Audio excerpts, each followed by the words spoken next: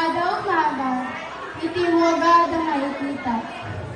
Ang mundo ay naantok pa, tulog pa ang mga diwa.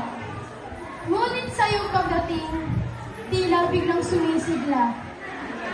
Sabi nga ng kanta, sa taglay mong yumi at ganda, doon ako nahalina. Sa kagustuhan kong mapilala kita, ako'y nag-imbestiga. At doon ko nalaman kung sino ka bang talaga. Sa dami ng pinabahagi mo, parang di ka nagtitira. Sa sarili mong kapos, pinuuno pa ang iba. Kala mo ba di ko nakita? Nung si Samuel ang baon, binigyan mo pa. Pero nang gawin yun, ang balita'y nahuldak ka. Naglakad ka sa dilim, tinangay ang bag na nag-iisa. Nadali pati wallet at yung laptop kong sira-sira. So, paano ka na?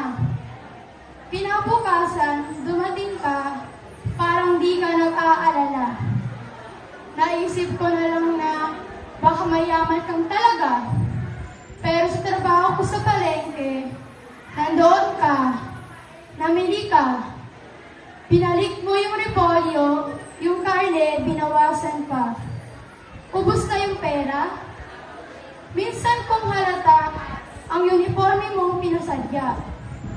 Ang formal, disente, sobrang planchado talaga. Yung sapatos mong nakakintab, may lihim pala. May medyas kang butas, at yung uniforme mong dala, nakapardibre na, di ba? Ba't ganyan ka? Parang wala kang pakiramdam. Gutom ka na pero inuna mo pa si Sam. May problema ka rin pero ba't parang di mo alam? Lagi kang nakangiti kahit sikmura mo'y kumakalam.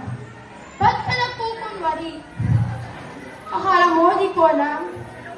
Malabo man ang mata ko pero nakita ko yung Nam. Mga araw na nabibigatan ka, nakita ko yung sir. At yung pawis at pagod, nakita ko yung sir. Mga luha mong itinago, nakita ko yung ma'am. Di ka man nakikita ng mundo, nakita ko yung man, sir. Iba kayo. Kakaiba kayo.